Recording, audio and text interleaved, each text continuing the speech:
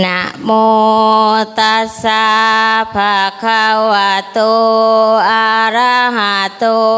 สัมมาสัมพุทธัสสะนะโมตัสสะภะคะวะโตอะระหะโตสัมมาสัมพุทธัสสะนะโมตัสสะภะคะวะโตอะระหะโตสัมมาสัมพุทธัสสะพรหมจาโลกาทิปติสหัมปติกาดันสาลีอันทิวาลังอาญาจาธาสันติทาสันตาปาราสาสัคขติกาเทเสตุธัมมังอนุกรรมปิมังปัสสังอิมังธัมมเทศนังพุทธบัญญัตังสุนามิสาธุค่ะนะ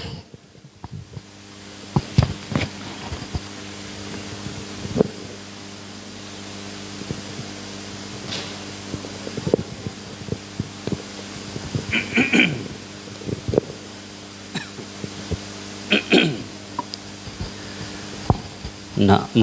ตัสสะภะคะวะโตอะระหะโตสัมมาสัมพุทธัสสะนะโมตัสสะภะคะวะโตอะระหะโตสัมมาสัมพุทธัสสะนะโมตัสสะภะคะวะโตอะระหะโตสัมมาสัมพุทธัสสะโออนิจจสังขารานิอนาถเก่งสลาดหรือสวยงามก็เหี่ยวเสาเกิบคู่ใหม่ก็เหี่ยวยานเหมือนกายเฮาต้องแก่เฒ่าแตกสลายตายตามจริงเกิบคู่งามใส่ทุกยาม3 ปีเสาเป็นเกิบเก่าตามกฎเกณฑ์แห่งสังขารมวลมนุษย์ดีหรือสัวบ่เหิงนานกายสังขารล้วนสลายกายเป็นดินถึงจะตายกายเป็นดินก็สร้างเถิดหากเมื่อเกิดเป็นมนุษย์ต้องเข้มแข็งบ่อายฟ้าไผว่าบ้าอย่าเบิดแหงรักเข้มแข็งเหมือนบ่ตายสหายเอ่ยขอน้อมไหวคุณพระศรีรัตนตรัยอันมีพระพุทธเจ้าที่มีคุณเหนือประมาณพระธรรมมีคุณเหนือประมาณพระสงฆ์ก็มีคุณเหนือประมาณขอกราบนมัสการถวายความเคารพพระเดชพระคุณพระทานแก้วอุดรตลอดฮอด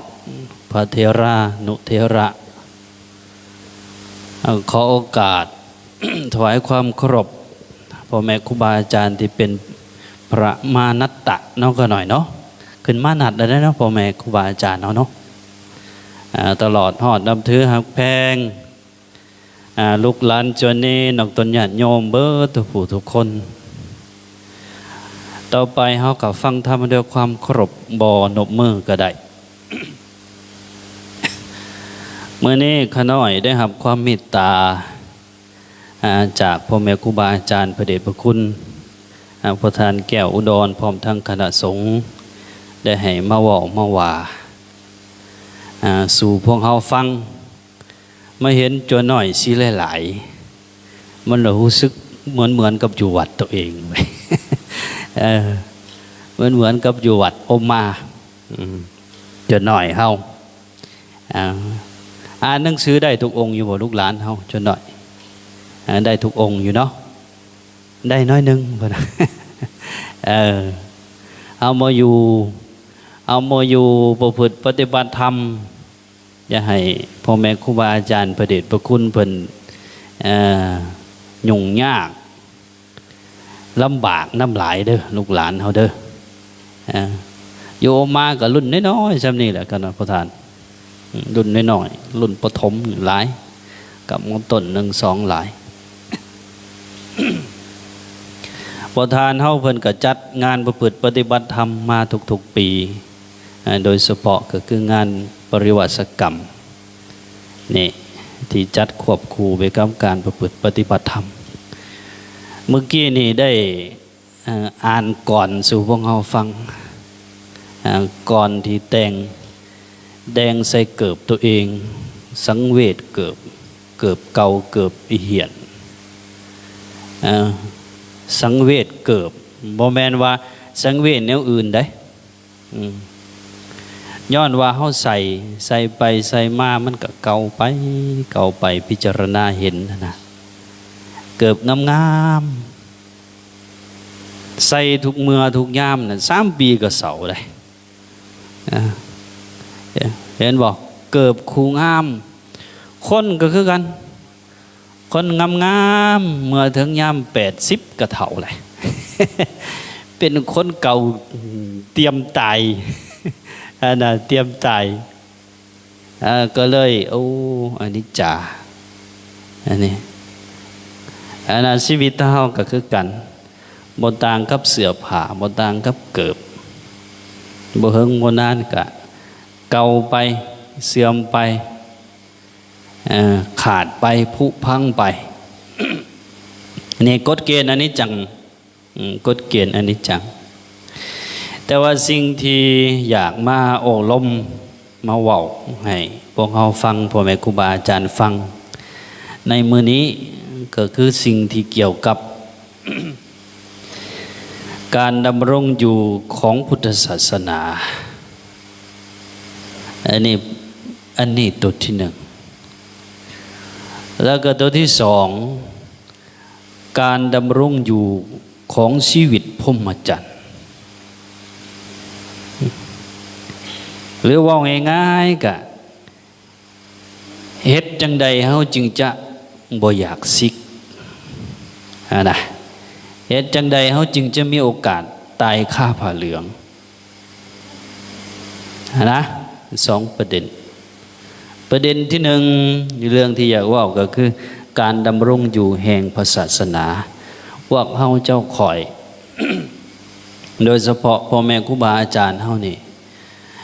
เฮาจะรักษาพระศาสนาซอยกันแนวใดตัวนี้เพื่อให้พุทธศาสนาของเฮานี่ยืนยาวนานไปนี่พุทธศาสนา ถ้าตามคัมภีร์ดีกาเนาะในรุ่นอัตถกถาเพิ่นก็จะอธิบายไว้ว่าพุทธศาสนาของเฮานี้จะคอยเสื่อมไปและอันตรธานไปภายใน5,000 ปีประมาณนั้นนี่ซึ่งเดี๋ยวนี้มันก็2,500 2สิเข้า 2,600 แล้วนะครูบาอาจารย์เฮาแต่ว่าพวกเฮาในฐานะที่เป็นลูกเป็นหลานเป็นเหลนของพระพุทธเจ้า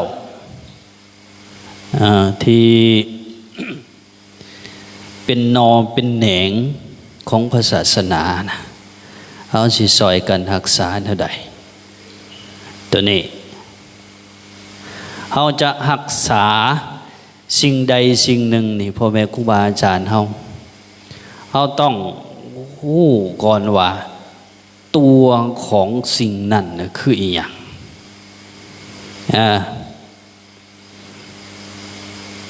นี่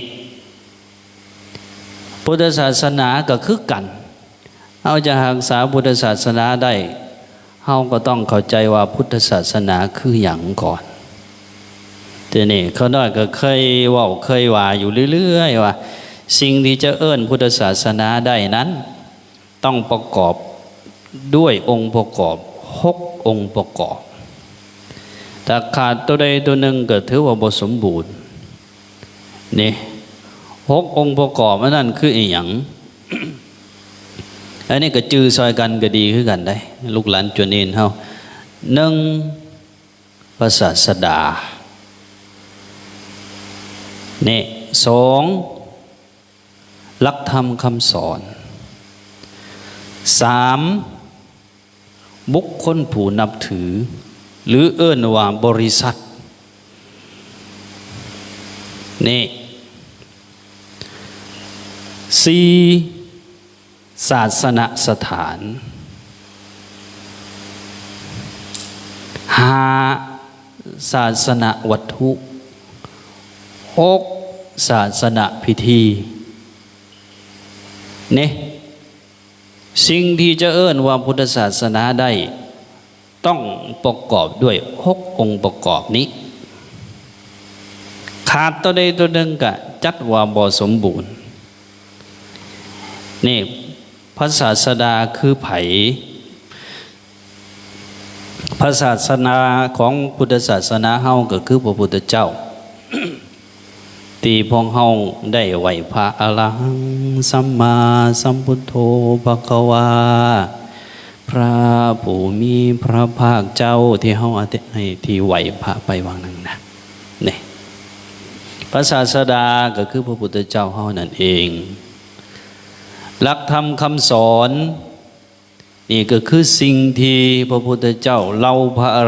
ระอรหันต์ได้กล่าวสอนได้แนะนำได้บอกไว้ได้บัญญัติไว้จนถึงพวกเฮาคู่มื้อนี้ได้ศึกษาเรียนประพฤติปฏิบัติกลุ่มคนที่นับถือทุกศาสนาต้องมีกลุ่มคนที่นับถือ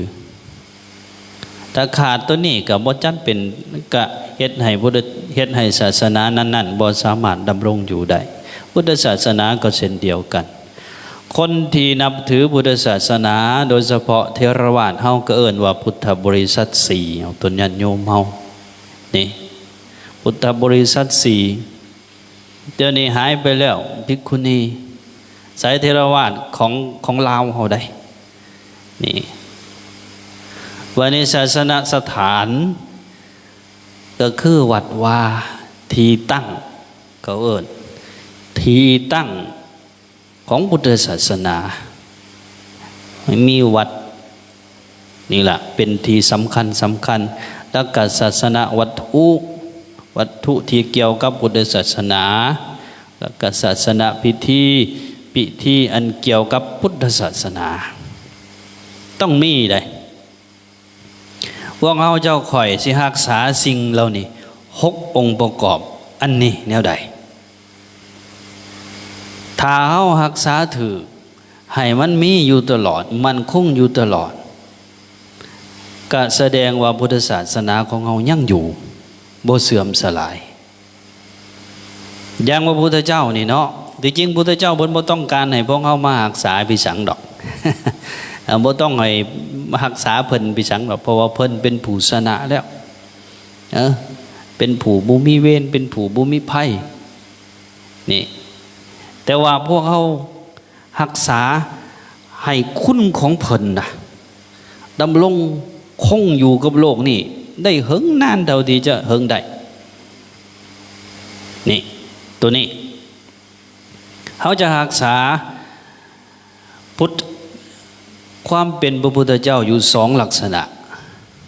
นี่พระพุทธเจ้าที่เป็นพระพุทธเจ้าที่เป็นกายเขาเอิ้นพุทธเจ้าที่เป็นรูปเป็นกายนี่พุทธเจ้าที่มีสื่อมีประวัตินี่ อย่างพุทธรูปที่เป็นสัญลักษณ์ของความเป็นพระพุทธเจ้าเฮาก็ต้องเคารพบ่ดูถูกบ่ดูแค้นพระพุทธเจ้าที่เป็นเนื้อหนังมังสาที่เป็นห่างกายเหมือนกับพ่อกับแม่เฮานะเหมือนกับพ่อกับแม่เฮาห่างกายของพ่อของแม่ก็ต้องนับถือบูชาเลี้ยงเกลือหาแนวที่ประคับประคองไว้มันแตกสลายไปไวเกินการพระพุทธเจ้าก็คือกันที่เป็นรูปกายของเพิ่นที่เป็นสัญลักษณ์ของพุทธเจ้าบ่ว่าจะเป็นพระพุทธรูปบ่ว่าจะเป็นธรรมจักรหรืออีหยังก็แล้วแต่เคารพนับถือบูชายำเกรงให้มีตั้งไว้อยู่ในใจตลอดตั้งแต่รูปของเพิ่นตั้งแต่รูปของเพิ่นอันนี้คือพุทธเจ้าในฐานะหนึ่งที่เราจะต้องรักษานี่คนโบราณนี่ก็เจ้าจึงสร้างสัญลักษณ์เกี่ยวกับพุทธเจ้านี่ด้วยจิตใจที่ใสศรัทธานี่หล่อเลยก็เจ้าคิดเห็นตัวนี้แหละสร้างพุทธรูปก็โอ้ยวิจิตรพิสดารตัวนี้นะเขาเจ้าคิดถึงตัวนี้นะวันนี้พุทธเจ้าอีกอันหนึ่งเอาก็ต้องรักษาพุทธเจ้าในความหมายที่สองก็คือภาวะความเป็นผู้รู้ตื่นเบิกบานตัวนี้ก็ต้องรักษาตัวนี้รักษาอยู่กับตัวเฮาเฮ็ดให้เฮาเป็นผู้มีพุทธะอยู่ในใจ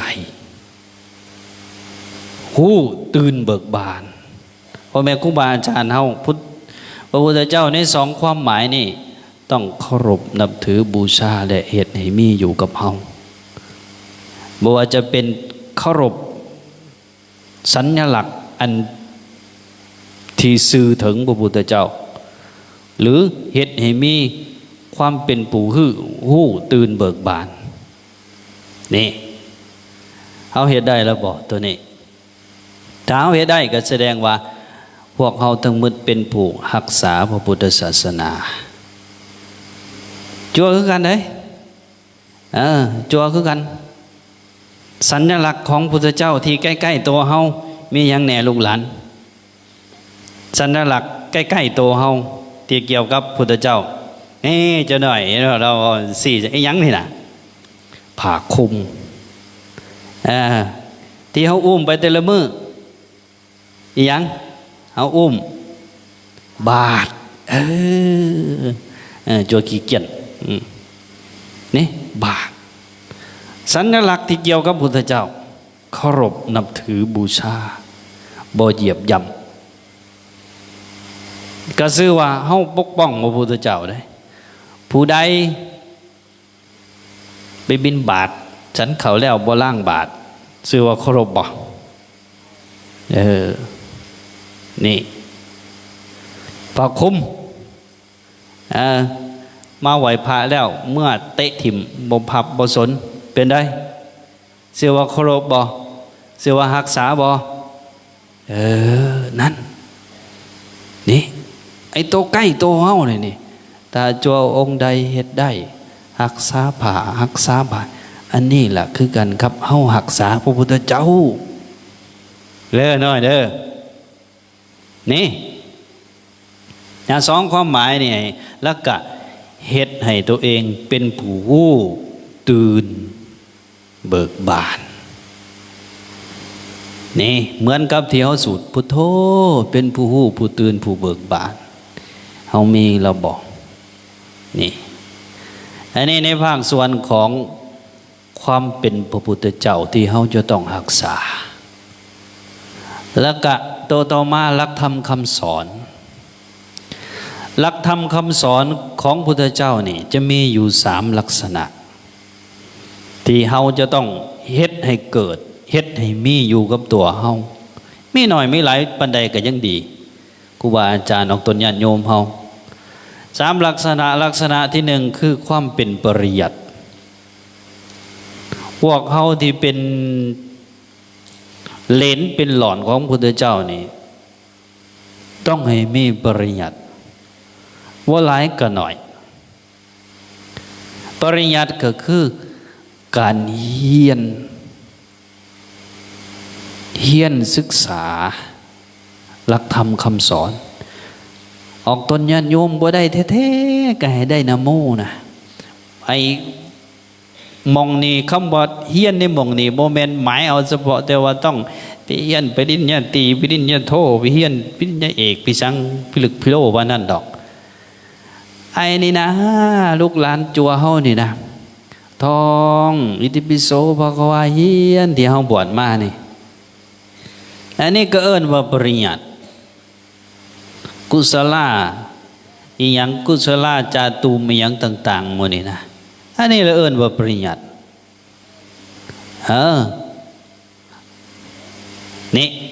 ภาคส่วนปริญญาเฮาก็ต้องเฮียนให้ฮู้ให้ทรงจำให้จื้อได้ทั้งภาคส่วนปริญญาที่เป็นบาลีก็ดีเป็นคำแปลก็ดีอย่างต่างๆก็ดีบ่ได้แท้ๆก็ให้มันได้นะโมได้อิติปิโสตัวนี้เฮาแห้งต้องให้มันได้หลายมีไผในแล้วที่จบมงคลลูกหลานเฮาเหรอ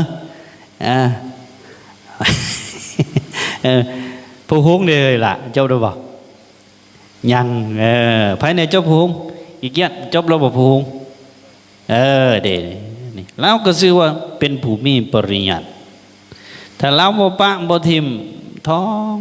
จำอยู่ตลอดนั่นล่ะชื่อว่าเฮาเป็นผู้มีปริญญาถึงบ่ทรงจำพระไตรปิฎกเบิด3 ไตรนั่นนะ ก็เฮามีปัญญาสำนี้แต่เฮาก็บ่ได้ปะบ่ได้ทิมนะนี่พวกพ่อพวกแม่ครูบาอาจารย์เฮานี่เมื่อเฮามีปริญญาแล้วก็นำมาสู่การประพฤติปฏิบัติอันนี้คือลักษณะที่2ที่เราจะต้องเห็นอย่าเฮียนหู้ซื่อๆอย่าเป็นผู้เพียงแต่แกงหน่อไม้เฉยๆต้องกินน้ำจึงจะหู้ว่ามันเข้มมันจางแม่นบ่ลูกหลานจัวเฮาบ่แม่นต้มซื่อๆได้มาม่าน่ะแม่นบ่ต้องซิมน้ำสิหู้ว่ามันแซ่บหรือบ่แซ่บเนาะไง นี่มีภาคปฏิบัติพ่อแม่ครูบาอาจารย์ก็เช่นเดียวกันเรียนศึกษาภาคปริยัติในลักษณะตัวที่1แล้วก็ลงมือประพฤติปฏิบัติปฏิเวทจึงจะเกิดถ้าเฮาเฮ็ดครบ3 อันนี่นะครูบาอาจารย์เฮาปริยัติก็ได้เหตุปฏิบัติก็ได้เหตุปฏิเวทเกิดความสุขในจิตในใจอันนี้ก็ชื่อว่ารักษาพุทธศาสนาคือกันได้นี่อย่าได้ดูถูกได้พ่อแม่ครูบาอาจารย์เฮาโดยเฉพาะมาประพฤติปฏิบัติธรรมแบบนี้มาเข้าปริวาสกรรมมาประพฤติปฏิบัติตามพ่อแม่ครูบาอาจารย์ไหวพระสวดมนต์เช้าแลงฟังเทศน์ฟังธรรมมานี่อันนี้แหละชื่อว่ารักษาพุทธศาสนาคือกันนะบัดนี้ศาสนสถาน สถานที่เกี่ยวกับพระพุทธศาสนาโดยเฉพาะวัดว่านี่พวกพ่อพวกแม่เฮาสิรักษาวัดว่าแนวใดตัวนี้ควรคำนึงให้หลายพระสงฆ์องค์เจ้าเฮาก็คือกันสิรักษาวัดว่าแนวใดนะออกตนญาณโยมเฮาแห้งต้องซอยกันหลายตัวนี้รักษาวัดว่าให้มันคงบ่ให้มันห่างให้มันสะอาดสะอ้านให้มันสงบห่มเย็นนี่โดยเฉพาะรักษาวัดบ่ให้เป็นห้องการบ้านบ่ให้เป็นโรงเรียนของพอออกนะหรือบ่ให้เป็นหนทางโมเนนะรักษาให้มันดำรงอยู่แล้วก็เป็นไปเพื่อความห่มเย็นเป็นไปเพื่อความสงบ บ่ให้มีห่านลำวงบ่ให้มีมหรสพคบงันด้วยอบายมุขต่างๆอันนั้นล่ะชื่อว่าการรักษานี่บ่ให้มันถึกบิถึกแบ่งไปก็อยู่ในมือของเฮานี่สิมอบให้แต่ยกคู่ก็บ่ได้เด้มอบให้แต่ยกคู่มอบให้แต่จัวรักษาวัดก็บ่ได้ต้องพุทธบริษัทเอาทั้งเบิดรักษาน่ะนะรักษาวัดว่าศาสนานี่บัดนี้ศาสนาวัตถุอันเกี่ยวกับพุทธศาสนานี่ก็ต้องซอยกันรักษาองค์อย่างศาลากุฏิพระพุทธรูปเจดีย์ต่างๆมื้อนี้ซอยกันบูรณะซอยกันปกป้องซอยกันคุ้มครองนี่ในสมัยก่อนๆนี่นะก็เจ้ายุกย่องศาสนาวัตถุนะของตนญาติโยมพ่อแม่ครูบาอาจารย์ยังสิมนี่นะนี่สิมนี่ถ้าเป็นสมัยก่อนเด้สมัยพระพุทธเจ้าเพิ่นเอิ้นว่าเป็นเขตอภัยทานพระราชามหากษัตริย์ที่ไปจับโจรในหันก็บ่ได้นี่ถือว่าเป็นเขตพิเศษเขตของสงฆ์อันหนึ่งได้นะพวกพ่อพวกแม่เฮาพ่อแม่ครูบาอาจารย์เพิ่นยกสูงนะเพื่ออยากให้มันเป็นสถานที่คงไว้ซึ่งความสงบร่มเย็นในศาสนาวัตถุก็ให้พากันรักษาเนี่ยครูบาอาจารย์เฮาจึงต้องได้ ตัวใดมันเป๋มันเพจึงต้องได้พากันแก้ไขพากันปัวแปลงอยู่จังซั่นล่ะแห่งเสนาสนะที่เป็นของสงฆ์นี่สงฆ์ต้องได้แก้ไขไล่ไปตั้งแต่ห้องน้ำกุฏิเตียงตังพุทธเจ้าเพิ่นคำนึงถึงตัวนี้จึงบัญญัติไว้ยังเตียงตังจังซี่เฮาไปตั้งไว้ใส่แล้วตั้งไว้บ่เก็บไปแล้วบ่เก็บเป็นแล้วอาบัติยังหมอนนี่สิลูกหลานจวนเนนเฮาหมอนที่ตัวเจ้านอนนะผู้ใดหมุนหมอนโดยที่ฟังได้จวนเนนพ่อแม่ครูบาอาจารย์เฮาโดยที่บ่มีปอกศพมันน่ะนะบ่มีศพหมอนบ่มีผ้ามาห้องหมอนตัวหมอนน่ะนะนี่ถือว่าเป็นอาบัติได้ ถ้าตามไปไม่ได้จริงๆนะต้องมีปอกมีศพหรือถ้าบ่มีศพก็มีผ้ามาปกไว้ให้เฮาเอาหัวนี่หมุนเวลาผ้ามันเปื้อนเฮาก็ไปซักได้นี่ลูกหลานเฮาจัวใดแน่นอนหมอนเอาผ้าห้องนะมีอยู่บ่มีว่าซั่น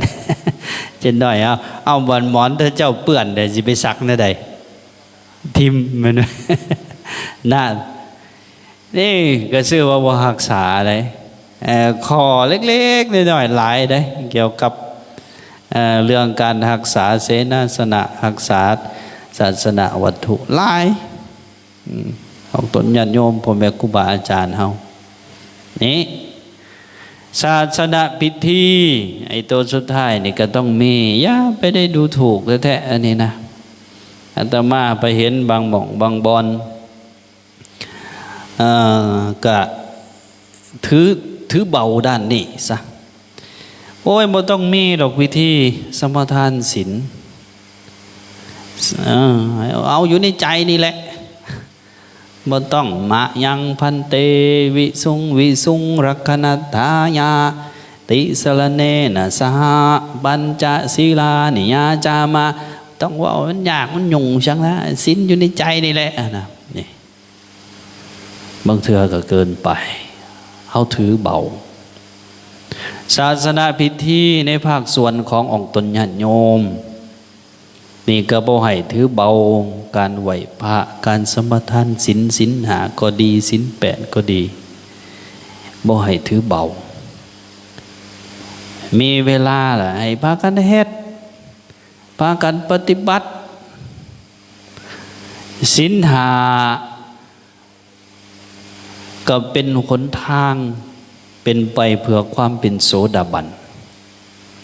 พุทธังสรณังคัจฉามิธัมมังสรณังคัจฉามิสังฆังสรณังคัจฉามิ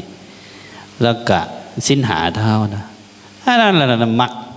นั่นแหละหนทางที่สิเป็นไปเพื่อความเป็นโสดาบันศีล8ก็เป็นไปเพื่ออนาคามีต้องให้มันจื้อได้ทั้งภาคส่วนที่เป็นบาลีทั้งภาคส่วนที่เป็นคำแปลนำมาสู่การประพฤติปฏิบัตินี่ครูบาอาจารย์เอาภาคส่วนที่เป็นศาสนาพิธีนี่แห่งต้องเอาใจใส่หลายพิธีการบวชจัวพิธีการขอดซิมพิธีการบวชนาคพิธีการอุปสมบทพิธีการประพฤติบุตฐานาวิธีมื้อนี้อุ้ยแต่เฮาปะสิ่งเหล่านี้นี่ก็เบิดได้ครูบาอาจารย์เฮาปะสิ่งเหล่านี้บ่พากันศึกษาบ่พากันค้นคว้าบ่พากันนำมาประพฤติปฏิบัติก็เฮ็ดให้ศาสนาของเฮานี่ค่อยหายไปแต่ว่างานปริวาสก็ดีนี่งานประพฤติปฏิบัติธรรมก็ดีจึงจัดว่าเป็นศาสนาพิธีอันหนึ่งที่เฮาบ่ควรปากนี่ได้อย่าไปถือเบาแห้งได้6องค์ประกอบนี่ต้องพากันรักษาพ่อแม่ครูบาอาจารย์เฮาองค์ตนญาติโยมทั้งเบิดต้องพากันรักษาพระพุทธเจ้าให้คำนึงไว้2ลักษ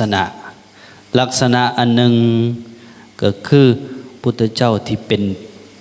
ป็นรูปห่างเป็นห่างกายอย่างพุทธเจ้าของเฮาก็เจ้าชายสิทธัตถะนี่อัตถิธาตุสารีริกธาตุพระพุทธรูปธรรมจักรที่ซื่อถึงพระพุทธเจ้าก็ต้องเคารพขับไหวบูชาเห็นพระพุทธเจ้าเพิ่นจึงว่าไว้ในมหาปรินิพพานสูตรผู้ใดมีความหักในเฮามีศรัทธาประสาทะในเฮาเพียงแต่ไปขาบไปไหวสังเวชนียสถาน4สถานที่ประสูติตัดสหูแสดงธรรมจักรปรินิพพานนี่น้อมจิตให้เกิดศรัทธาประสาทะก็เป็นไปเพื่อสวรรค์เพื่อมรรคผลนิพพานคือกันอย่าไปถือเบาๆในตัวนี้พระพุทธรูปคือกันเอาตั้งจิตตั้งใจขาบไว้ตั้งจิตตั้งใจเฮ็ดตั้งจิตตั้งใจรักษาอันนี้ภาคส่วนที่เป็นรูปห่างกายส่วนคุณของเพิ่นที่เป็นพุทโธนะก็ต้องพยายามเฮ็ดให้เกิดพระธรรมพุทธบริษัทก็คือกันตัวนี้ต้องพากันส่งเสริมกันปกป้องกันจึงจะชื่อว่ารักษาพุทธศาสนาส่งเสริมคนดีส่งเสริมคนดีส่งเสริมพ่อแม่ครูบาอาจารย์ที่ย่างตามศีลตามธรรมนะส่งเสริมงานประพฤติปฏิบัติตัวนี้แต่ให้พากันหลีกเลี่ยงให้พากันห่างไกลผู้ทุศีลผู้ที่จะนำเฮาออกจากความเป็นพุทธศาสนาผู้ที่จะนำเฮาออกจากพุทโธคือหู้ตื่นเบิกบานนะพยายามนี่สำคัญได้ตัวนี้ตัวญาติโยมเฮาอันนี้เนาะถ้าเฮาเฮ็ดได้เฮารักษาได้6องค์ประกอบนี่ก็ชื่อว่าเฮาเป็นผู้รักษาพุทธศาสนาของเฮาก็จะดำรง ไปเรื่อยๆดำรงไปเรื่อยๆองค์ประกอบนี่ได้พวกพ่อพวกแม่เฮานี่พระพุทธพระศาสดาพระธรรมแล้วก็พุทธบริษัทศาสนาสถานศาสนาวัตถุศาสนาพิธียัดทิมตัวใดตัวหนึ่งได้บางคนว่าโอ้ยตั้งใจศึกษาเรียนปฏิบัติอย่างเดียวก็ชื่อว่ารักษาศาสนาแล้วก็แม่นแต่ว่ามันยังบ่ทันครบนี่นะตัวนี้เนาะ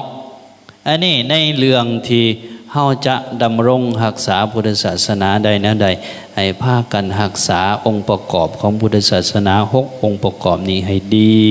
อย่าได้ประมาทพระพุทธเจ้าก็ดีศาสนาพิธีก็ดีหมู่นี้ให้พากันอย่าประมาทนี่บัดนี้ ประเด็นที่สองที่ได้ตั้งไว้ว่าเฮาจะดำรงพรหมจรรย์ชีวิตของนักบวชนี่ความเป็นจัวเป็นนีนนี่ได้เฮิงเฮ็ดแนวใดพ่อแม่ครูบาอาจารย์เฮาจัวนีนเนี่ยมีองค์ใดเนี่ยตั้งใจว่าโอ้ยคนน้อยสิบวชเป็นยะทานยกมือขึ้นเบิ่งด้วยมีบ่จัวขี้เกียจ มีอยู่บ่เฮ้ยก็น้อยสิตั้งใจบวชเป็นยะทานบวชเอิงมีอยู่บ่จักนี่อาตมาวัดนี่เจ้าว่าเกือบ100องค์คุณบ่จักข้าหน่อยนี่ต้องมีละองค์ใดองค์หนึ่งที่สิได้อยู่เป็นยะทานต้องมีแท้ๆจะหน่อยเฮานี่ เฮ็ดจังใดเฮาจึงจะบ่อยากซิกหรือว่าอยากซิกแต่ว่าเฮ็ดจังใดเฮาสิอยู่ได้เหิงนี่พ่อแม่ครูบาอาจารย์เฮากะมีหลายวิธีมีหลายวิธีบางคนกะไอ้สังก็บอกว่าเคยไปถามยะทานอันหนึ่งเนาะเคยไปถามยะทานตันยะทานคำตันเพิ่นหังเสียไปแล้วยะทานตันภูเขาควายแต่ก่อนไปซอยเหตุงานบริวารให้เพิ่น3 ปี ตอนเพิ่นยังแข็งแรงไปซอยเพิ่นพระทานถามเพิ่นนะพระทานเฮ็ดจังได๋คืออยู่ได้เหิงแท้พระทานบ่อยากซิกบ่นะวิธีของยะทานตันเพิ่นว่าโอ้ยเฮาก็อยากซิกคือกันว่านะเพิ่นเล่าให้ฟังโอ้ยเฮาก็อยากซิกคือกันล่ะน้อยเอ้ยเพิ่นว่าเป็นภาษานั้นแต่ว่าอยากซิกยามใดน่ะเฮาละย่างเพิ่นว่าเข้าภูขึ้นภูย่างจากเวียงจันทน์ย่างจากเวียงจันทน์ขึ้นไปเชียงขวางเพิ่นว่าย่างก็ไปก็มาจักหาหอบนี่เพิ่นว่าย่างตามภูตามผาแต่ก่อนเด้นี่วิธีการของเพิ่นเนาะบ่ซิกย่างบ่อยู่กับที่ไปวิธีพ่อแม่ครูบาอาจารย์บางองค์ก็ไปหาพ่อแม่ครูบาอาจารย์ไปหาคำปรึกษาบางองค์ก็ไปเข้าปริวาสต้องหาวิธี เพื่อเฮ็ดให้พรหมจรรย์เฮาอยู่ได้เหิงแต่ที่ข้าน้อยอยากเว้าในมื้อนี้อันนี้มีปรากฏอยู่ในเสขปฏิปทาสูตรอยู่ในมัชฌิมานิกายบ่ฮู้ว่าจะเป็นโมลปัณนาถหรือว่ามัชฌิมาปัณนาถแต่ว่าอยู่ในมัชฌิมานิกายเสขปฏิปทาสูตรตัวนี้เสขปฏิปทาสูตรว่าด้วยธรรมของพระเสขะผู้ยังศึกษา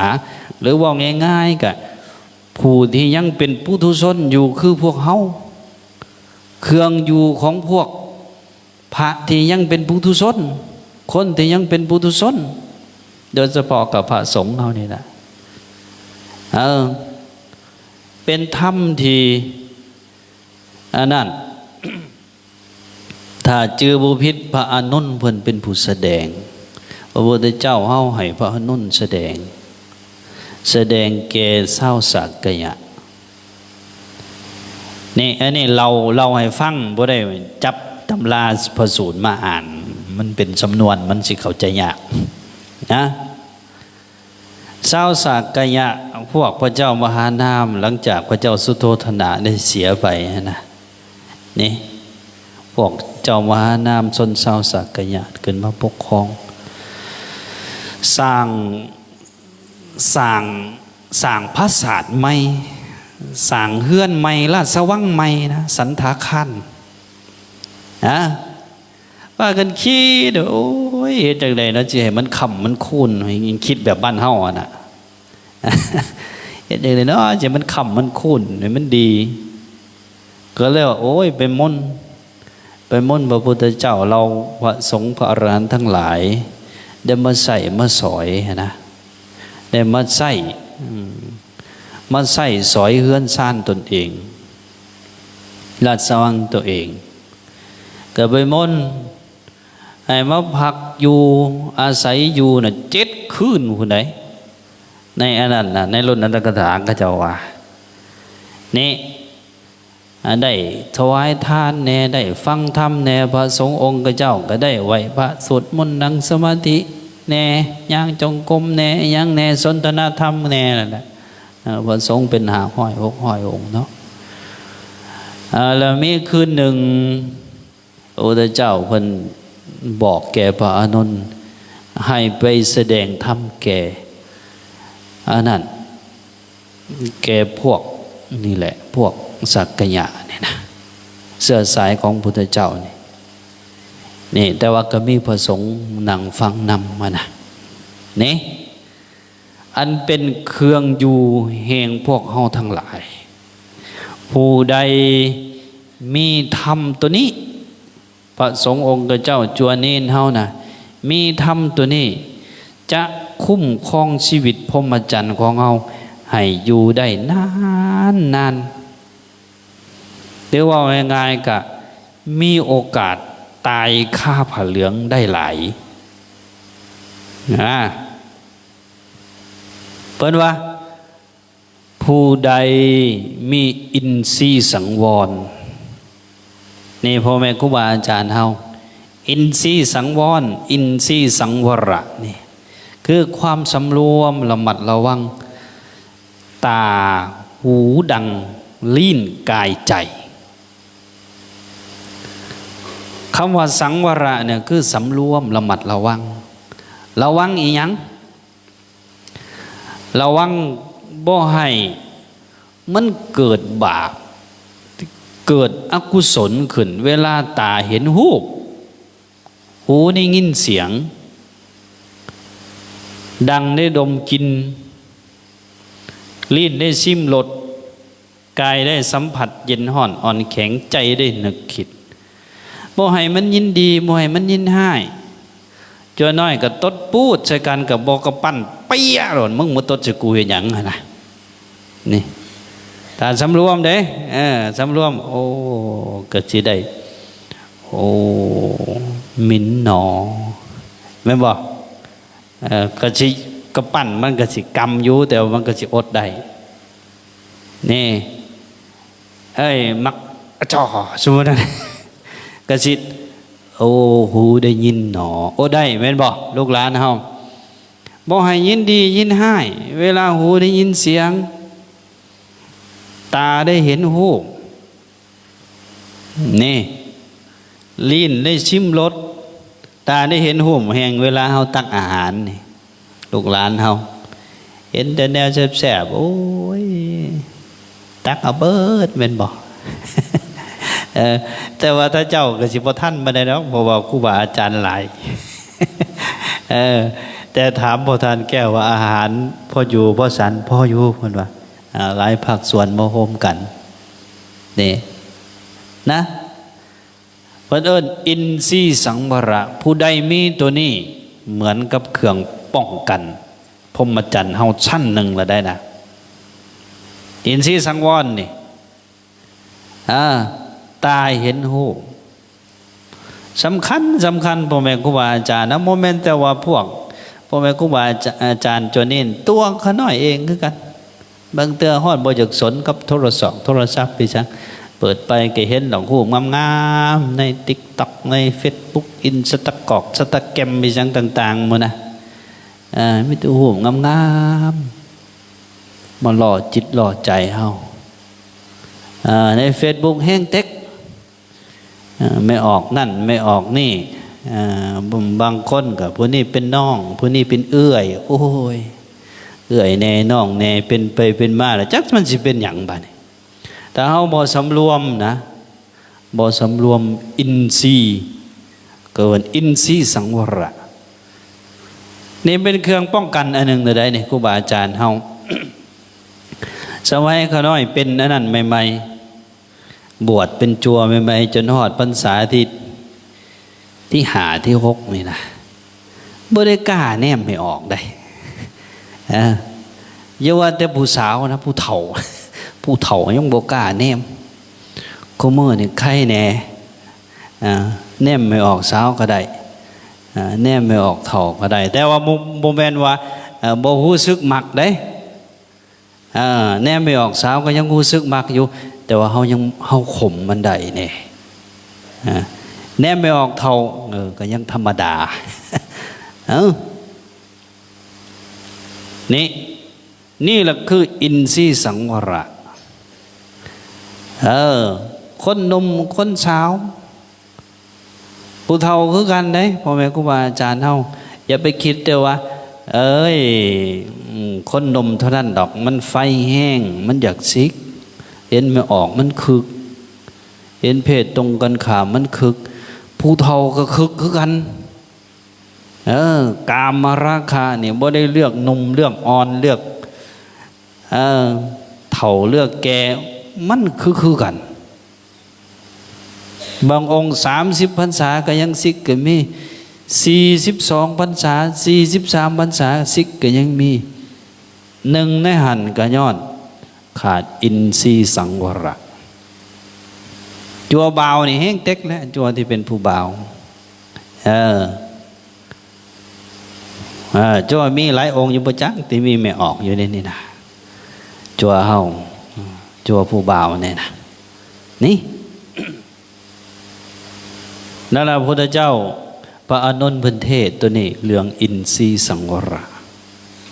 ต่อมาที่เป็นเครื่องอยู่แห่งพวกเฮาที่สิเฮ็ดให้เฮาอยู่ในพรหมจรรย์นี้ได้เหิงได้ต่อมาก็คือการฉันอาหารโภชเนมัตตัญญุตาหลักของพุทธศาสนาลูกหลานจวนนี้เฮานี่เฮากินข้าวนี่เฮากินให้อิ่มหรือว่ากินให้เฮากินให้อิ่มกินบ่ให้อยู่ได้เพื่อบำบัดเวทนาคือความหิวในภาษาลิบุตรเพิ่นสิอธิบายเรื่องการฉันอาหารไว้ดีพอท้องมันจะเริ่มสีตึงๆนิดนึงนะเริ่มรู้สึกว่าอยากตึงๆเนี่ยละเศร้านี่แต่ว่ายุคนี้นี่มันก็สิเศร้ายากอยู่ดอกต้นยันโยมเฮาเพราะอาหารมันหลายมาออกกะโอ้ยมุ่นสันไหนก็น้อยแน่โอ้ยอันนี้ก็แซ่บได้ก็น้อยได้โอ้ยก็น้อยเฮ็ดเองก็มือได้โอ้ยอันนี้ก็น้อยสั่งมาตั้งแต่ปูนครูบาอาจารย์เฮาบ่ระมัดระวังเนี่ยก็สิตุ้ยขึ้นแล้วตัวนี้แต่ว่าหลักการของการฉันอาหารก็คือฉันพอประมาณฉันพอดีบ่อิ่มเกินนะนี่อาหารนี่ก็เป็นอันหนึ่งถ้ากินหลายโพดก็ไปบำรุงกายเฮ็ดให้มันคึกนี่ ให้จัวไอ้นี่เฮาผู้ใดที่อยากซิกแห้งๆเนาะผู้ใดที่อยากซิกแห้งๆน่ะล่องๆหนึ่งลดอาหารอดอาหารลดลงก็พออยู่ได้นี่ถ้ากระบวกกับการประพฤติปฏิบัติธรรมเนี่ยอันนี้ตัวนี่ได้ อยู่ในเสขาปฏิปทามันมีหลายอยู่แต่ว่ามูว่าสิได้เว้าเบิดบอกนี่มีอินทรีย์สังวรหรืออินทรีย์สังวรแล้วก็โภชเนมตัญญุตาตัวนี้ตัวหนึ่งแล้วก็มีอีกอันหนึ่งก็คือแก่การนอนบ่เห็นแก่การหลิ่นคอยประพฤติปฏิบัติธรรมแต่ว่าโมเมนต์เฮ็ดแบบเคร่งเครียดได้พ่อแม่ครูบาอาจารย์เฮานี่ก็ต้องระมัดระวังเพราะบางผู้บางคนนี่บวชมาแล้วก็ตั้งใจเกินบางเถื่อโอ้ยกัดแขวกัดข้างกูสิเอาให้ได้กูสิให้บรรลุเดี๋ยวนี้โอ้กิเลสมันเป็นของขี่ได้มันสู่คืนเฮาสู่คืนเหนียวมันบ่ตายแต่เฮานี่สิตายกิเลสนะต้องค่อยเฮ็ดไปอย่างสม่ำเสมอตัวนี้นี่คำว่าชาคริยานุโยคนี่นะบ่เห็นแก่การดิ่นการกินการนอนคอยเฮ็ดไปตัวนี้อันนี้ก็เป็นเครื่องอยู่อันหนึ่งคือกันได้ครูบาอาจารย์เฮาโอ้ยไม่แต่นอนไม่แต่หลิ่นไม่แต่อันนั้นนี่กะเฮ็ดให้จิตใจเฮาห่างเหินจากผ้าเหลืองห่างเหินจากการประพฤติปฏิบัติก็จะเฮ็ดให้เฮาอยากซิกนี่เหมือนแบบนี้แหละเฮามีโอกาสได้มาเข้ากรรมมาได้ประพฤติปฏิบัตินี่แต่อยู่วัดก็ไหวบางอาจบางองค์นี่ก็ไหวไม่แต่นอนแหละกลางเว้นก็นอนกลางคืนก็นอนตอนสายๆก็นอนนะบางอาจบางองค์บางอาจบางองค์ก็ถึงบ่ได้นอนก็เฮ็ดแต่เวียกผสมปูนก่อกำแพงเฮ็ดกุฏิเฮ็ดศาลาเฮ็ดกุฏิเฮ็ดศาลาเททางเฮ็ดนั่นเฮ็ดนี่อยู่นะบางเทื่อ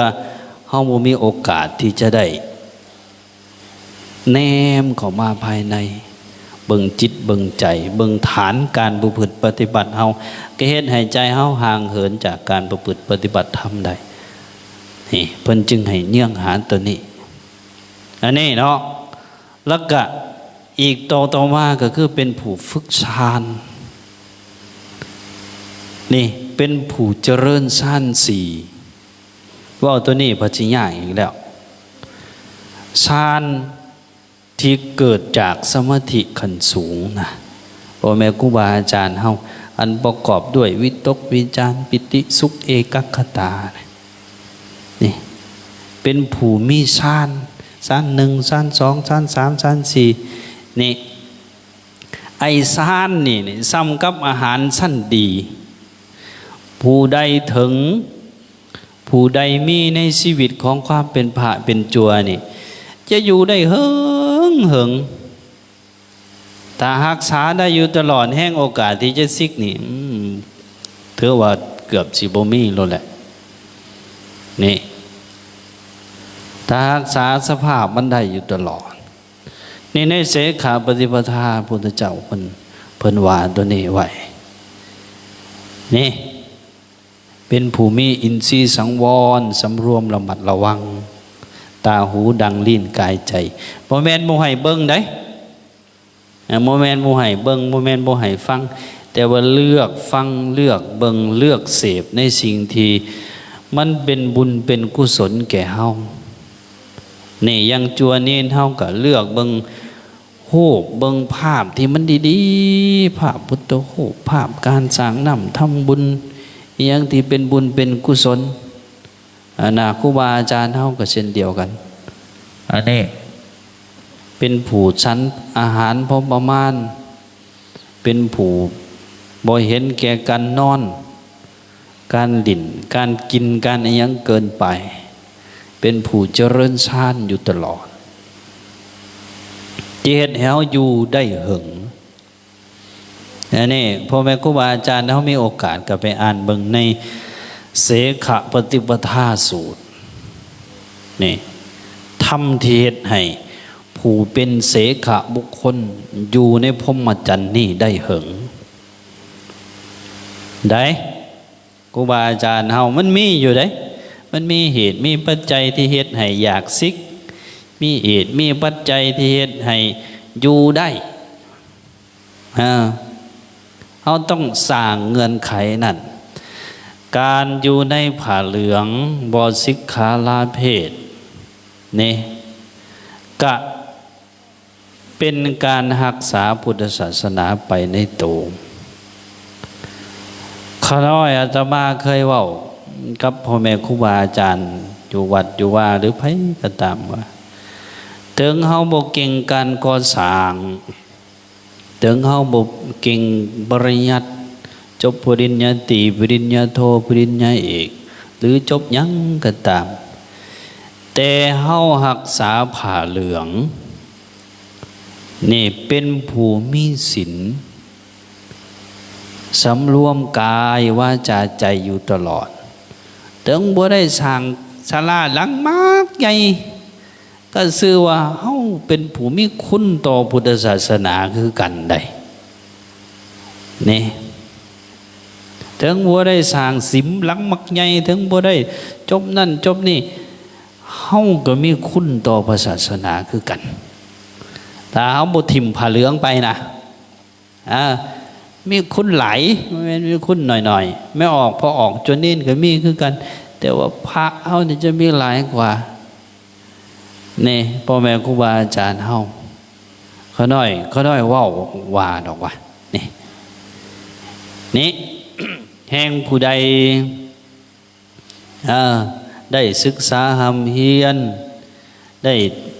สักส่วนญาติโยม